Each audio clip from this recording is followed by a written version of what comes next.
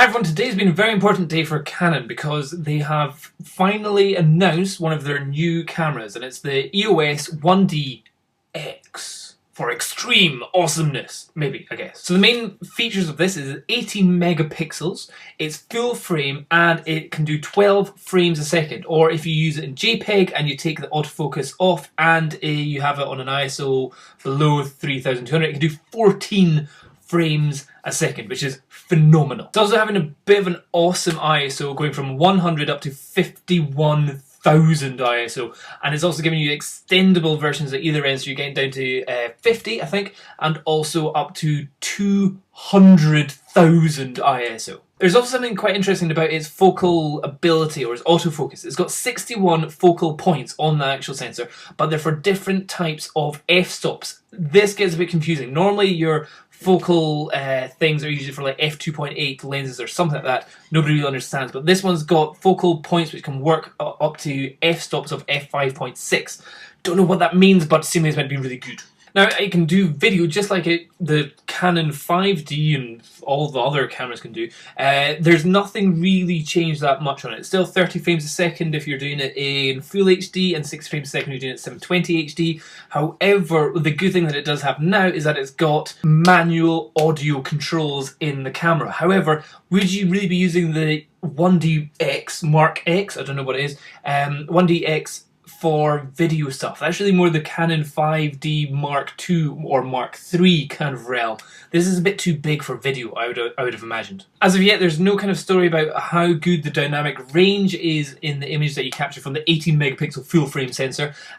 So that's still something that needs to be tested out and seen for itself. One other thing is that it's trying to say that because it's such a professional body, which it is, it's tested up to 400,000 shutter actuations, which if you ask me is quite phenomenal, and I'd be surprised if anybody uses the camera up to that amount unless they are an event photographer. So unless you're shooting sports every week where you're going out, you're taking 2,000 photos of people running past the finish line or something like that, then okay, you might be getting up to the 400,000, but you're probably just going to batter the camera so much before you even get to 400,000. Anyway, that's what it's tested to. You could always do much more than that, or it could always die before that. So it's tested as just kind of what it says it should be able to roughly do. 400,000, I'd be amazed if anybody actually gets up to that number of photos. So for the majority of you, this camera is of no importance whatsoever. This camera is going to be, well, it's advertised at $6,000, so it's way beyond what anybody would be wanting. Certainly nothing that I'd be ever even thinking of paying for. In pounds, that'll probably come up, they'll probably be around about 4.5 grand's worth of money. This kind of takes in both the areas of where the 1DS and the 1D used to be, so it's kind of bits of both. And I don't know if Canon will be announcing another camera like this, where it's like the 1DXS. I don't know.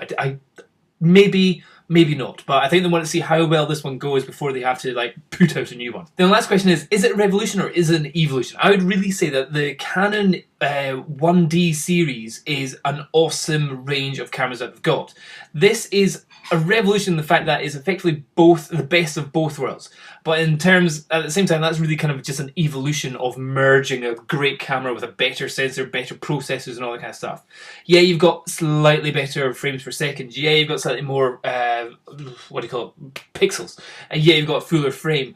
Yeah, you've got slightly better autofocus with its cross type sensor, stuff like that. Is it going to rename the world of photography? No, it's not. It is important in the fact that it's showing that Canon's got the processing power to be able to process a lot of information, but it's not really doing much else that isn't seen in other cameras. In fact, the Sony A77 can already do 14 frames a second in itself, and that's at 24 megapixels. So is it that special? I don't really know. What people will be buying this camera is the people that do sports, events, big shoots, where £6,000 on a camera, whatever, that, you know, that's easy peasy money for them. And it's people that need a camera that's going to be as hard as nails, it's going to last them throughout a whole like lifetime of doing thousands and thousands and thousands of shoots.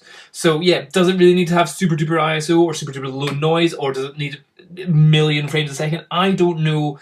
Will it be used for video? I doubt it as well. I think people will be staying or very much holding out for the Canon 5D Mark III to see if they somehow up the video ability in that. However, I would say what you get with Magic Lantern, if you upload that onto your memory card that you can get into your 5D or in your 550D, that pretty much humps anything out there in the market just now. How you can change the bit rate, you can do like focus sharpening, autofocus, all that kind of stuff with the Magic Lantern software, which I've done a video before somewhere, which type in Magic Lantern, and you'll see stuff there. So, yeah, let's see what other people think of it. What do you think of the Canon 1DX that's just been announced? For me, I think it's a very expensive, very professional camera, which isn't really a game changer in any way, apart from just being a little bit better than its previous cameras. Hope it helps. Bye-bye.